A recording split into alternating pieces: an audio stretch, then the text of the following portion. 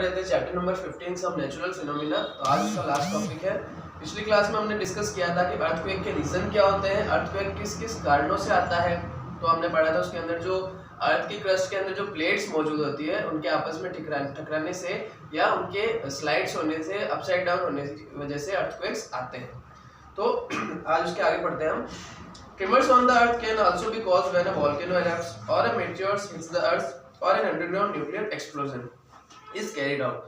तो जो ट्रिमर्स अर्थ के ऊपर आते हैं, यानी हमें जो झटके महसूस होते हैं भूकंप के, वो किन किन और कारणों की वजह से आ सकते हैं। वॉल्केनो एरप्ट यानी ज्वालामुखी विस्फोट की वजह से, मेटियोर हिट्स द अर्थ यानी उल्कापिंड जब पृथ्वी से आके टकराता है उसकी वजह से भी हमें भूकंप के झटके महसूस होते हैं, या फिर जो अंडरग्राउंड न्यूक्लियर एक्सप्लोजन यानी अंडरग्राउंड जमीन के नीचे जो न्यूक्लियर एक्सप्लोजन किया जाता है, न्यूक्लियर बॉम्ब जिनका परीक्षण होता है एक्सपेरिमेंट के लिए, उनका एक्सप्लोजन किया जाता है, या फिर जब चट्टानों में खनिज निकालने के लिए जो एक्सप्लोजन किया जाता है उसकी वजह से भी हमें जो है ट्रिमर्स यानी जो झटके हैं वो महसूस होते हैं। However, most earthquakes are caused by the movement of the Earth's plate। लेकिन जो ज्यादातर जो मूवमेंट होता है अर्थ के अंदर वो अर्थ की जो प्लेट्स होती है जो हमने पढ़ा था उसकी वजह से ही होती है। यहाँ पर एक फिगर 15.12 दे रखा है जिसमें इंडियन अर्थ की जो सारी प्लेट्स है और उसके अलावा जो दूसरी भी प्लेट्स है उनको फिगर आउट किया गया है। Since earthquakes are caused by the movement of plates, the boundaries of the plates are the weak zone where earthquakes are more likely to occur। तो हमने पढ़ा है कि अर्थक्वेक जो है प्लेट्स की मूवमेंट की वजह से होते हैं, और जो प्लेट का जो इनका कोना होता है, जो इनका ऊपरी हिस्सा होता है, जिन सिरों से आपस में टकराते हैं, वो उनका क्या कहलाता है, वो वीक जोन होता है, और वहां पर जो भूकंप का जो इम्पैक्ट होता है वो सबसे ज्यादा होता है। तो the weak zone are also known as seismic zone और फॉल्ट जोन। तो इन वीक जोन को जो है सेस्मिक जोन या फॉल्ट जोन भी कहा जाता है। In India the areas most threatened are Kashmir, western and central Himalayas, the whole of north east, Rann of Kutch, Rajasthan and Indo Gangetic plain. तो इंडिया के अंदर ये सारी जो जगह है ये किसके अंदर आती है, फॉल्ट जोन या सेस्मिक जोन के अंदर। यानी जब भी अर्थक्वेक आता है तो यहाँ पर सबसे ज्यादा जो है इम्पैक्ट होता है। Some areas of South India also fall in danger zone. और इंडिया के जो साउथ इंडिया यानी दक्षिण भारत के कुछ हिस्से हैं जो कि भूकंप की वजह से प्रभावित होते हैं। The power of an earthquake is expressed in terms of a magnitude on a scale called the Richter scale। तो जो अर्थक्वेक का जो पावर होता है यानी वो कितनी पावर के साथ भूकंप आया है उसको किससे नापते हैं, मैग्नीट्यूड से। और ये मैग्नीट्यूड किसके अंदर होते हैं, स्केल। एक स्केल होती है जिसके अंदर बताया जाता है इतने मैग्नीट्यूड का जो है अर्थक्वेक आया था, उस स्केल का नाम क्या है, Richter scale. Really destructive earthquakes have magnitudes higher than 7 on the Richter scale। जो बहुत ही ज्यादा डिस्ट्रक्टिव यानी जो विनाशकारी भूकंप होते हैं उनका जो मैग्नीट्यूड का मान कितना होता है, 7 मैग्नीट्यूड से ज्यादा। रिक्टर स्केल के ऊपर अंक दे रखे होते हैं, डिजिट्स होते हैं, उसमें अगर 7 से ऊपर किसी अर्थक्वेक का मैग्नीट्यूड आ रहा है इसका मतलब वो बहुत ज्यादा डिस्ट्रक्टिव है, विनाशकारी है। Both Bhuj and Kashmir earthquakes had magnitude greater than 7.5। तो जो भुज और कश्मीर के अंदर जो भूकंप आया था उसका मैग्नीट्यूड 7.5 था। ठीक है, 7 से ऊपर सारे डिस्ट्रक्टिव होते हैं। Protection against earthquake. तो हम अर्थक्वेक के अगेंस्ट जो है प्रोटेक्शन किस तरह से, हम भूकंप से किस तरह से बच सकते हैं। तो we know from the earlier pages that earthquakes can not be predicted. तो हमने पहले की जो चैप्टर की शुरुआत में पढ़ा है कि अर्थक्वेक ही ऐसा नेचुरल फिनोमिना है जिसको हम पहले से प्रेडिक्ट नहीं कर सकते, हम पता नहीं लगा सकते कि अर्थक्वेक आ रहा है। We have also seen that they can be highly destructive। और हमने ये भी देखा है कि ये जो है बहुत ज्यादा डिस्ट्रक्टिव भी हो सकते हैं, बहुत ज्यादा विनाशकारी होते हैं। It is therefore important that we take necessary precaution to protect ourselves all the time। इसीलिए ये जरूरी है कि हम जो है प्रिकॉशंस रखें, सावधानियां रखें भूकंप के लिए। People living in seismic zone where the earthquakes are more likely to occur have to be specially prepared। और जो लोग सेस्मिक जोन में रहते हैं, सेस्मिक जोन क्या चीज है, हमने अभी पढ़ा है। सेस्मिक जोन का मतलब वो इलाके जहाँ पर भूकंप सबसे ज्यादा प्रभावी होता है, यानी जहाँ पर प्लेट का जो है ऊपरी हिस्सा मौजूद होता है, जहाँ पर अर्थक्वेक सबसे ज्यादा डिस्ट्रक्टिव होता है। तो वहाँ रहने वाले लोग जो है उनको स्पेशली तौर पर, खास तौर पर उनको प्रिपेयर रहना पड़ता है।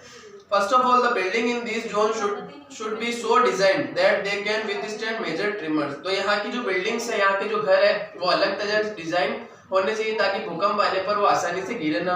Modern building technology can make it possible. यानी आज की जो मॉडर्न बिल्डिंग टेक्नोलॉजी जिसके अंदर सभी चीजों का ध्यान रखा जाता है वो अगर आज हम काम में लेते हैं तो वो इसको पॉसिबल बना सकती है, यानी अर्थक्वेक के अगेंस्ट वो सेफ रह सकती है। It is advisable to make the structure simple so that is quake safe। इसके लिए जो है स्ट्रक्चर को जो है सिंपल बनाया जाए जिसकी वजह से वो सेफ रहे। Concern qualified architects and structural engineers, तो आर्किटेक्ट जो क्वालिफाइड आर्किटेक्ट जो होते हैं उनसे कंसल्ट करना चाहिए और जो अच्छे स्ट्रक्चरल इंजीनियर्स हैं उनसे कंसल्ट करना चाहिए हम किस तरह से किस पैटर्न के ऊपर जो है यहाँ पर बिल्डिंग बनाते हैं। In highly seismic areas the use of mud और timber is better than using heavy construction material, तो ऐसे जो सेस्मिक एरिया यहाँ पर मड और टिम्बर का यूज किया जाना चाहिए, हैवी कंस्ट्रक्शन मटेरियल को छोड़ते हुए मड और टिम्बर का यूज किया जाना है। की proof as light as possible, छतें जो है उनको जितना हल्का हो सके उतना हल्का रखना चाहिए। In case the structure fails the damage will not be heavy, ये इसीलिए क्योंकि अगर स्ट्रक्चर फेल हो जाती है और बिल्डिंग अगर गिर जाती है तो जो भी जैसे छत अगर हल्की होगी तो वो कम नुकसान पहुंचाएगी। अगर छत भारी है, आरसीसी हो रखी है पूरी तरह से, तो अगर कोई नीचे और वो बिल्डिंग गिरती है तो उसके ऊपर सीधा इम्पैक्ट करेगी तो डेथ हो सकती है। लेकिन अगर जो छत है वो अगर लाइट होगी तो उतना नुकसान नहीं होता है। It is better if the cupboards and shelves are fixed to the wall so that they not fall easily, जो cupboards जो होती है अलमारी और जो shelves जो होती है जो हम जिनके अंदर सामान रखते हैं वो क्या होनी चाहिए, वॉल के अंदर फिटेड होनी चाहिए, यानी ऐसे सेपरेट होनी चाहिए। वॉल के अंदर फिट है तो भूकंप आया तो वो गिरेगी नहीं, लेकिन अपनी जो अलग से अलमारी रखते हैं अपन वो अगर ऐसा भूकंप वगैरह आएगा तो वो गिरेगी नीचे की तरफ तो वो नुकसान पहुंचाती है। Be careful where you hang wall clocks, photo frames, water heaters, etc. so that in the event of an earthquake they do not fall on people. तो जब आप वॉल क्लॉक्स लगवाते हैं, वाटर हीटर, जो भी चीजें दीवार में फिट होती है ऐसी जगह होनी चाहिए कि अगर अर्थक्वेक आए और ये नीचे गिरे तो किसी पीपल के ऊपर, इंसान के ऊपर ये ना गिरे। Since some buildings may catch fire due to an earthquake, it is necessary that all buildings, especially tall buildings, have firefighting equipment in working order. काफी बार जो होता है अर्थक्वेक की वजह से जो है फायर हो जाती है, यानी आग लग जाती है बिल्डिंग्स के अंदर, तो जितनी भी बड़ी बिल्डिंग्स हैं उनके अंदर जो है फायर एक्सटिंग्विशर होना बहुत जरूरी है, आग बुझाने वाला यंत्र। ठीक है। The Central Building Research Institute Roorkee has development know how to make quick resistance house. तो एक सेंट्रल बिल्डिंग रिसर्च नाम का इंस्टीट्यूट है, कौन सा, रोरकी, जिसने एक तरीका डेवलप किया है कि किस तरह से हम क्विक रेजिस्टेंस हाउस जो है जल्दी से जो है चेंज होने वाले हाउसेस बना सकते हैं। In the event that an earthquake does strike take the following step to protect yourself, और उन्होंने ये भी बताया कि अगर अर्थक्वेक आता है तो हमें क्या क्या स्टेप करने चाहिए। सबसे फर्स्ट है if you are at home, अगर आप घर पे हो तो आपको क्या क्या चीजें करनी चाहिए। Take shelter under table and stay there till the shaking stop, तो अगर आपके घर में टेबल है तो अगर अर्थक्वेक आता है तो आप उस टेबल के नीचे छुप जाइए, यानी जब आप टेबल के नीचे छुपेंगे तो कोई भी चीज अगर ऊपर से आके गिर रही है तो आप उससे सेफ रहेंगे। ठीक है। जब तक धरती का हिलना जो बंद नहीं हो जाता, शेकिंग बंद नहीं हो जाती, तब तक आपको वहीं पे रहना है। Stay away from tall and heavy object that may fall on you, ऐसे टॉल यानी लंबे और भारी ऑब्जेक्ट से आपको दूर रहना चाहिए ताकि वो आपके ऊपर गिरे ना। If you are in bed, do not get up. Protect your head with the pillow. अगर आप पलंग के ऊपर है, बेड के ऊपर, तो आप उठे नहीं वहां से, अपने सर को बचाइए, हेड को जो है पिलो से बचाइए। If you are at outdoors, अगर आप बाहर है, घर से बाहर है, तो क्या करना चाहिए। Find a clear spot away from buildings, trees and overhead power items. Drop to the ground. तो एक ऐसी क्लियर स्पॉट, खाली जगह पर जाइए जहां पर आप बिल्डिंग से दूर है, आपके आसपास कोई पेड़ नहीं है और ऐसी कोई चीज नहीं जो आपके ऊपर से आके आपके ऊपर गिर सके।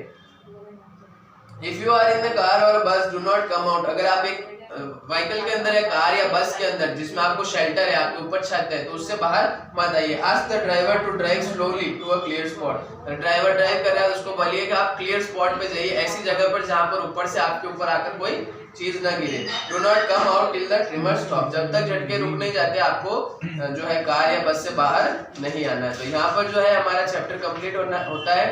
आपको कीवर्ड्स के साथ साथ एक्सरसाइज भी कंप्लीट करनी है। ठीक है। Thank you.